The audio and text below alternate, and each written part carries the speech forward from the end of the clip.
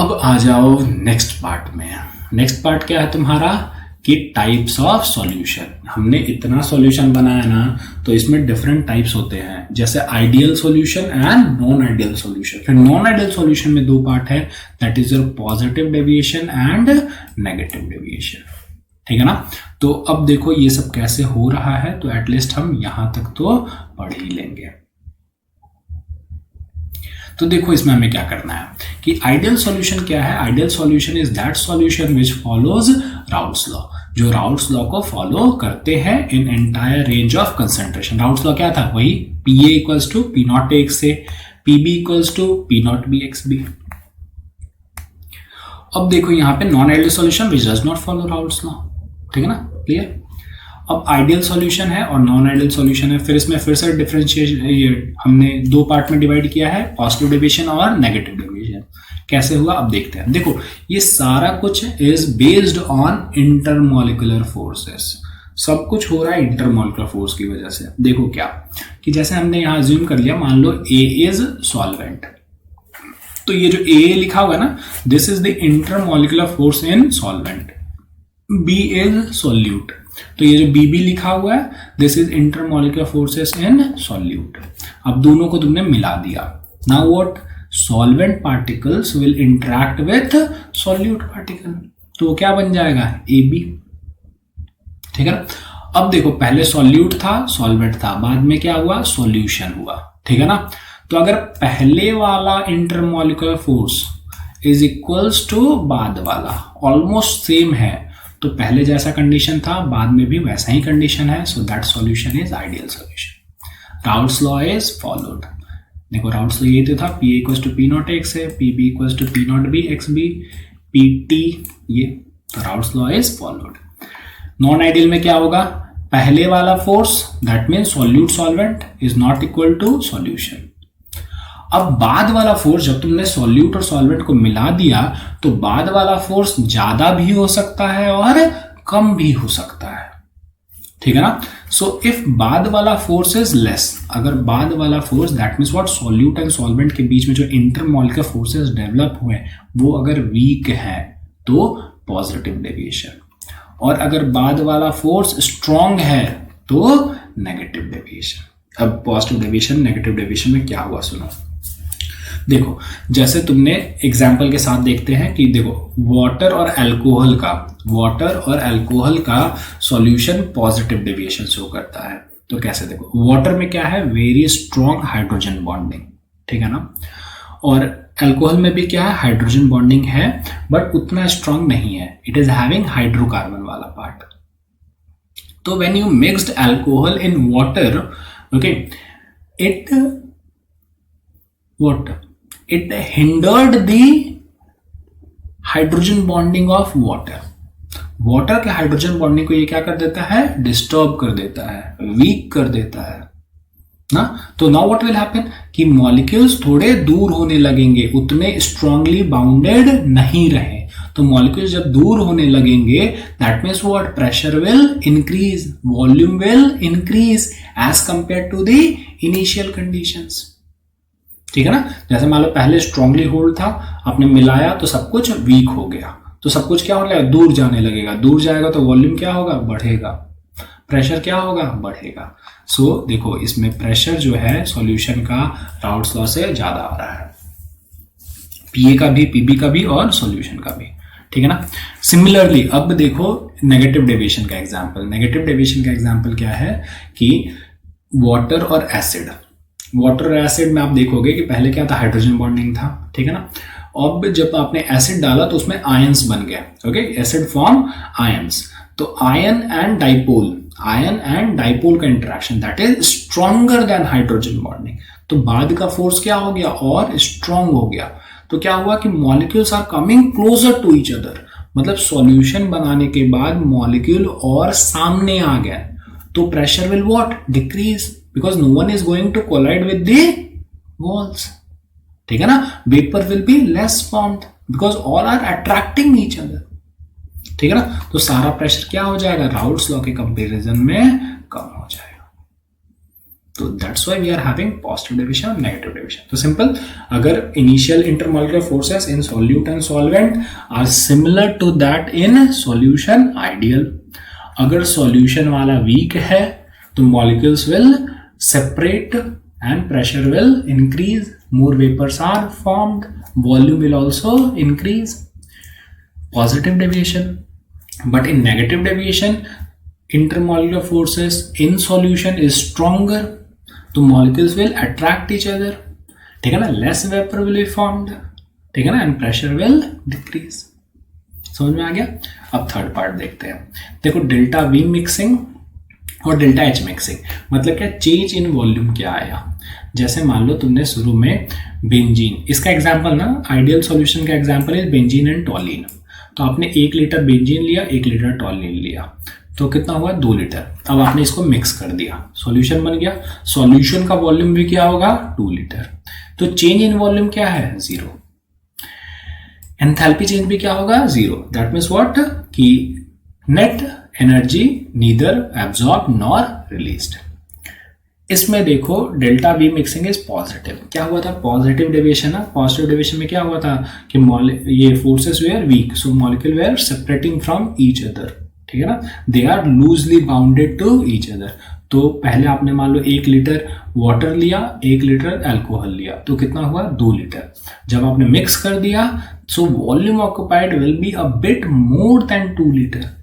तो अब आप डेल्टा भी निकालो, change in volume, final minus initial, तो 2 से थोड़ा सा ज्यादा था, -2, so that will be positive and reaction will be endothermic.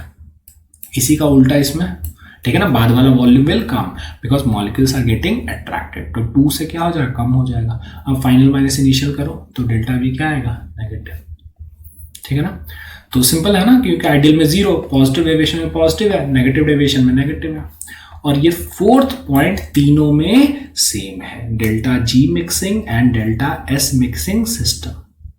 Delta G क्या होना चाहिए, negative for spontaneous process, all are negative. Delta S mixing, entropy increases, so the process is supported. तो सब में क्या है तुम्हारा, पॉजिटिव है, ठीक है ना, डेल्टा एस मिक्सिंग सिस्टम. अब एग्जाम्पल जो मैंने आपको बताया, तो एग्जाम्पल ऐसे तो आपको याद रखने हैं सारे, ठीक है ना, लेकिन साथ ही साथ तुम्हें क्या करना है कि देखना भी है कि ओरिजिनली में हुआ क्या था, ठीक है ना. तो जैसे देखो, मैं कुछ एग्जाम्पल आपको बताता हूँ. बेंजीन, टॉलिन, दोनों क्या है, non polar, simple dispersion force और लंडन फोर्स. बेंजीन में भी, टॉलिन में भी. सिर्फ डिफरेंस किस चीज का है, CH2 का ही तो है. तो दोनों में पहले भी फोर्स वही थे, बाद में मिलाने के बाद भी फोर्स विल बी सेम. तो आइडियल. C2H5Br, C2H5I, C और Br में क्या होगा, इलेक्ट्रोनेगेटिविटी डिफरेंस, तो डाइपोल जनरेट होगा, delta plus and delta minus. तो इसमें भी डाइपोल डाइपोल, इसमें भी डाइपोल डाइपोल, मिलाने के बाद भी dipole dipole. Hexane and heptane फिर से होमोलॉग्स है, CH2 का डिफरेंस है, ये भी नॉन पोलर, ये भी नॉन पोलर. सिंपल डिस्पर्सन और लंडन फोर्स, हेप्टेन में भी डिस्पर्सन और लंडन फोर्स, मिला दो दोनों को. तो हमें ऐसे समझना है कि किसमें क्या फोर्स होते हैं. अब हमने पढ़ा था 11th क्लास में वो स्टेट्स ऑफ मैटर, उसमें हमने पढ़ लिया था van der Waals forces, chemical bonding में भी पढ़ा था. तो types of van der Waals forces, तो आप एक बार जा करके देख लेना. अब पॉजिटिव डेविएशन में आ जाओ. पहले ही बता दिया था आपको कि water is having very strong hydrogen bonding, alcohol is also having hydrogen bonding but not that strong as water. And when we add this in water, what will happen due to this hydrocarbon part, which is water repelling, the hydrogen bond in water gets disturbed and it becomes weaker. ठीक है ना. Same thing will happen in this case also. Alcohol में क्या है तुम्हारा, hydrogen bonding, but hexane is what, non polar, इसमें कुछ नहीं है. And when we are adding this in alcohol, it is disturbing its hydrogen bonding due to hydrocarbon part. अब सबसे इंपॉर्टेंट है ये थर्ड वाला. देखो कि क्लोरोफॉर्म में ऐसा डायग्राम, ठीक है ना. Chlorine is electron withdrawing, so there will be delta negative and hydrogen will be delta positive, electropositive. और CCl4 क्या होता है, dipole moment is 0 due to symmetrical structure. तो एटलीस्ट क्लोरोफॉर्म में डाइपोल फोर्स था, जब आपने कार्बन टेट्राक्लोराइड CCl4 ऐड किया जिसमें कोई डाइपोल नहीं है, so this is disturbing the dipole dipole interaction in chloroform. तो बाद वाला फोर्स क्या हो गया, वीक हो गया, ठीक ना, बाद वाला फोर्स क्या हो गया, वीक हो गया। चलो इसके बाद नेक्स्ट, तो बाद वाला फोर्स वीक होगा तो क्या होगा, प्रेशर बढ़ जाएगा। तो अब देखो ग्राफ भी साथ साथ देख लो कि आइडियल सॉल्यूशन में all the lines are straight, इसमें क्या था देखो कि पॉजिटिव डेविएशन था, बाद वाला फोर्स वाज वीक, तो प्रेशर क्या हो गया था, बढ़ गया था। तो देखो प्रेशर क्या हो गया, बढ़ गया, होना ये चाहिए था स्ट्रेट लाइन।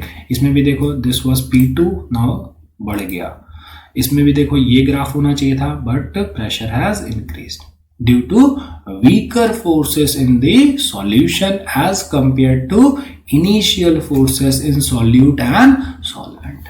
ठीक है ना, व्हाट, ये देखो वाटर है और क्या है, एसिड। तो आपको बोला था कि पहले we are having hydrogen bonding, बाद में we are having ion and dipole interaction which is stronger.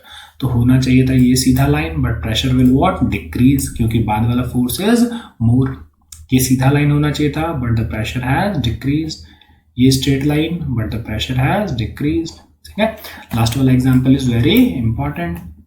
देखो कैसे इंपॉर्टेंट है, इसमें क्या है, डाइपोल, पहले ही बता दिया आपको, और इसमें भी क्या है, ईथर में भी क्या होगा, dipole. Oxygen is more electronegative, so delta negative on this and carbon पे डेल्टा पॉजिटिव। अब देखो ये O और H आ गया सामने, and this is the condition for hydrogen bonding. तो इन दोनों के बीच में हो जाता है हाइड्रोजन बॉन्डिंग, ठीक है ना। And hydrogen bonding is stronger than dipole. Dipole उसको हम वैन डर वाल्स में काउंट ही नहीं करते हैं क्योंकि वो स्ट्रॉन्ग है। ठीक है, तो हमें ऐसे एक्सप्लेन करना पड़ेगा सारी चीजों को, तब हमें याद रहेगा। वैसे आप ज्यादा से ज्यादा एग्जांपल इस पे देखो।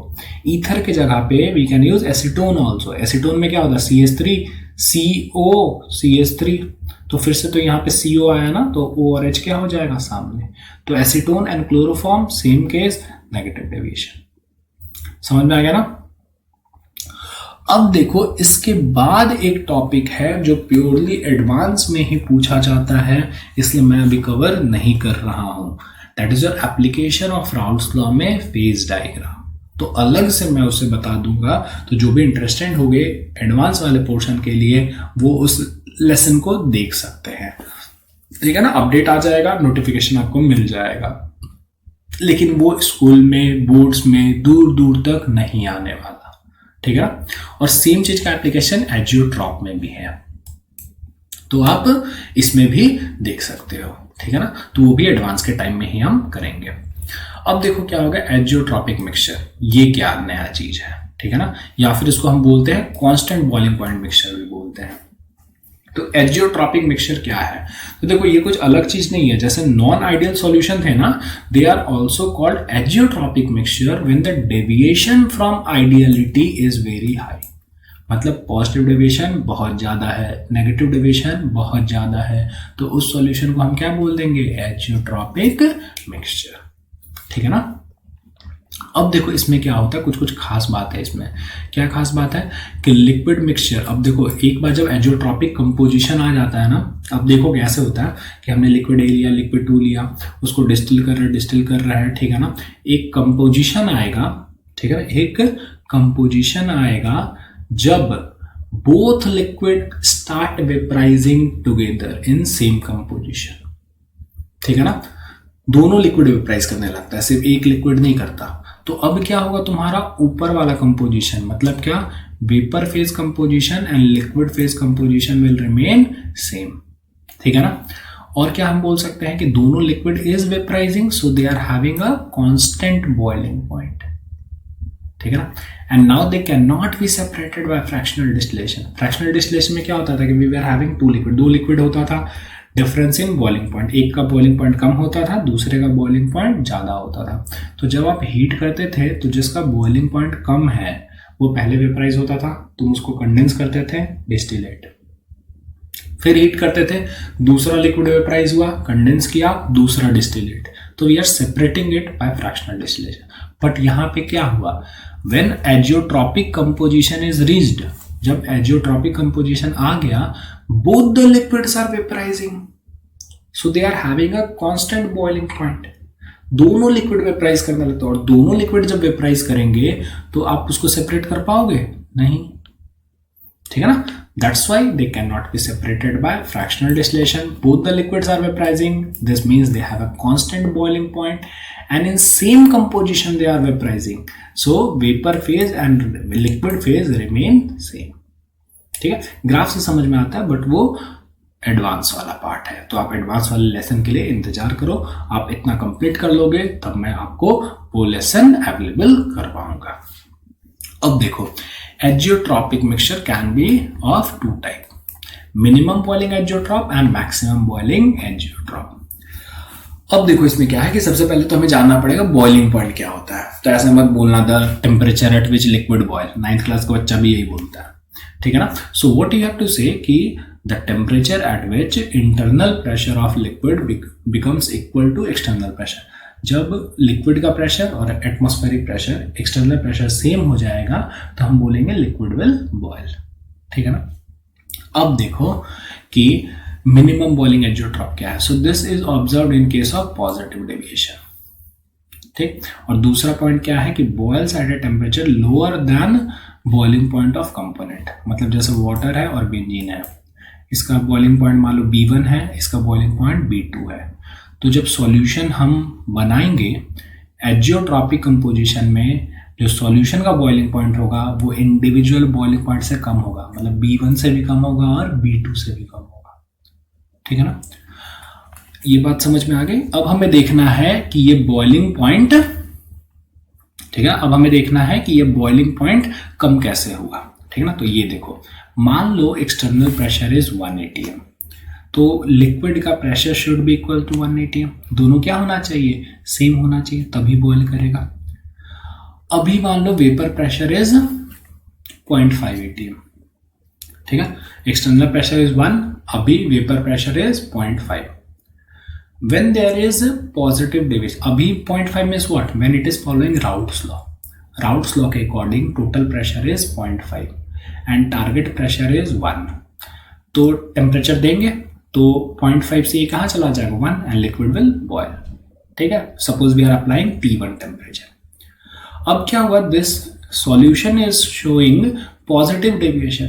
पॉजिटिव डेविएशन मतलब क्या, इसका प्रेशर राउट्स लॉ से ज़्यादा होगा, मतलब 0.5 से ज़्यादा होगा। मान लो अब ये सॉल्यूशन का प्रेशर इज 0.7, सॉल्यूशन का प्रेशर इज 0.7 अगर आ गया तो अब मेरे को कितने का डिफरेंस मैनेज करना है, 0.3 का। So less temperature will be required. This means what, boiling point decreases. तो ऐसे डिक्रीज हुआ बॉइलिंग पॉइंट, ठीक है ना।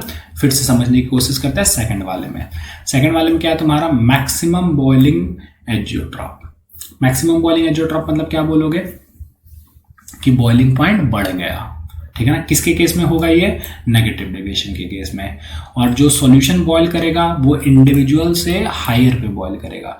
जैसे पानी का देखो, it is 100 degree Celsius and for HCl it is -85 degree Celsius. So boiling point of the solution will be more than both the component and it is 108.5, ठीक है ना। अच्छा, अब देखते हैं कि कैसे हुआ ये। तो फिर से सिमिलर एग्जांपल लेते हैं। Suppose external pressure is 1 atm, we have to attain it. According to Raoult's law, the solution is having a vapor pressure of 0.5. तो after applying T1 temperature, we go from 0.5 to 1, ठीक है ना। T1 temperature apply करने के बाद हम 0.5 से 1 तक पहुंच जा रहे हैं, ठीक। अब देखो क्या होगा कि we are having negative deviation. Negative deviation मतलब क्या कि vapour pressure of the solution will be less than, किससे बताओ, will be less than Raoult's law. 0.5 से कम होगा। 0.5 से कम हुआ मतलब क्या, 0.3। Now what is the difference, the difference is 0.7। तो हमें टेम्परेचर कितना देना पड़ेगा, T1 से ज्यादा। This means what, boiling point has increased. समझ में, ठीक है ना। तो ऐसे हम एक्सप्लेन कर सकते हैं मैक्सिमम बॉइलिंग एजियोट्रॉप, ठीक है। अब ये सारे लेसन्स, सारे जो भी स्लाइड्स हैं, आप फिर से एक बार देखना, ये क्वेश्चन सॉल्व करना और फिर बताना कि आगे क्या हुआ। इसके बाद एक स्पेशल लेसन दिया जाएगा जिसमें हम बहुत सारे न्यूमेरिकल सॉल्व करेंगे, मॉडल के भी क्वेश्चंस देखेंगे, ठीक है ना। और बहुत सारे क्वेश्चंस मैं आपको करवाऊंगा जो प्रीवियस ईयर आ चुके हैं, क्योंकि राउट्स लॉ तक एक सेक्शन है जो हम कंप्लीट कर लेते हैं और इसके बाद बहुत सारे न्यूमेरिकल आते हैं। So lesson 3 and 4, okay, mainly 4 will be very important from practice point of view.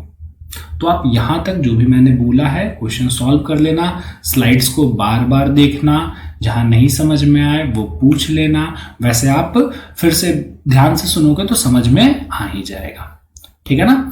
तो तब तक के लिए थोड़ा आप पढ़ लो और उसके बाद हम नेक्स्ट लेसन देखेंगे। तब तक आप अपने दोस्तों में से सब्सक्राइब करो, शेयर करो, लाइक करो, कमेंट करो, ताकि मैं और भी वीडियोस अपलोड करता रहूं, ठीक है। थैंक्स।